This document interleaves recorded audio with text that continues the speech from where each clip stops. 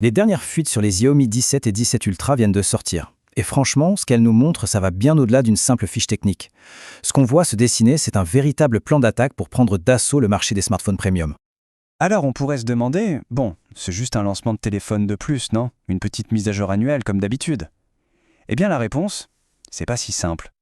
En fait, pas du tout. Ce qui se prépare ici, c'est bien plus qu'une simple mise à jour. C'est une manœuvre, une offensive stratégique mûrement réfléchie de la part de Xiaomi pour redéfinir complètement sa place au sommet du marché.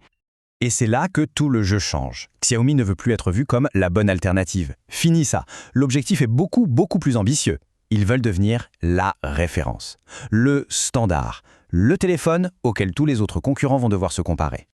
Parce qu'être la référence dans le monde de la tech, qu'est-ce que ça veut dire? Ça veut dire que c'est toi qui fixes les règles. C'est le produit qui donne le ton, celui que toute l'industrie a dans le viseur. Et c'est précisément ce statut-là que Xiaomi est en train de chasser. Et pour y arriver, la marque ne mise pas tout sur un seul cheval. Non, elle arrive avec un duo de choc. Il ne faut pas voir les Xiaomi 7 et 7 Ultra comme de simples versions d'un même téléphone. Non, ce sont deux armes bien distinctes qui font partie d'une stratégie parfaitement coordonnée.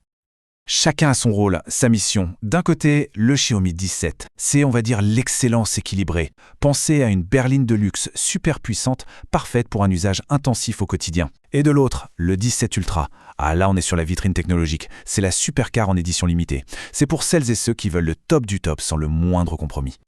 Mais au-delà de la pure puissance, Xiaomi s'attaque à un problème universel. Un truc que tout le monde a déjà vécu, cette petite angoisse qui monte quand on voit apparaître la notification « stockage plein ». Il faut dire que nos téléphones souffrent aujourd'hui.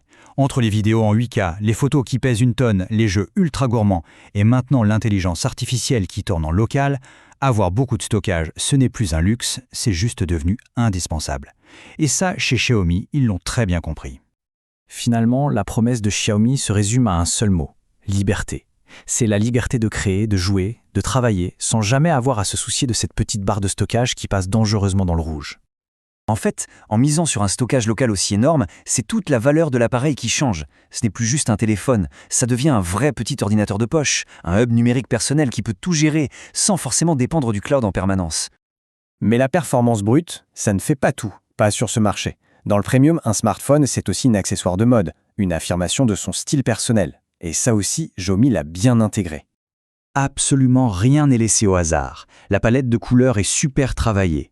On a des tons sobres, élégants, qui plairont au plus grand nombre, mais aussi des couleurs plus marquées pour ceux qui veulent se différencier. Et surtout les finitions exclusives du modèle Ultra, avec des jeux de textures, des reflets.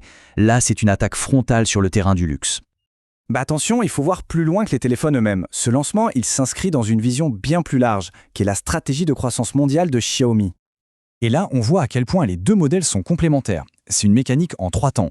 D'abord, on conçoit un produit qui peut plaire partout dans le monde. Ensuite, on utilise le modèle Ultra comme une vitrine technologique pour faire monter l'image de marque, pour le prestige. Et enfin, le modèle standard est là pour faire du volume, pour aller chercher les parts de marché. C'est une mécanique qui est parfaitement huilée. Ok, donc très concrètement, la question qu'on peut se poser maintenant, c'est lequel de ces deux appareils est fait pour qui? En réalité, le choix est assez clair. Pour l'utilisateur avancé, celui qui cherche une machine super performante et polyvalente pour tous les jours, le Xiaomi 7 est le choix le plus logique. Par contre, pour les passionnés de photos, pour les créateurs de contenu qui filment en 4K ou en 8K, pour les gamers invétérés, là, il n'y a pas à hésiter. Le Xiaomi 17 Ultra est clairement la machine qu'il leur faut. S'il ne fallait retenir qu'une seule chose de tout ça, c'est ce changement de mentalité. Ce n'est plus une question d'être la meilleure alternative, non. Pour Xiaomi, il s'agit maintenant d'être la nouvelle référence. Point final. Du coup, la question qui reste en suspens, c'est celle-là. Avec une stratégie aussi agressive, aussi ambitieuse, est-ce que Xiaomi a vraiment ce qu'il faut pour devenir le nouveau roi des smartphones premium? Une chose est sûre, les prochains mois vont être absolument passionnants à suivre.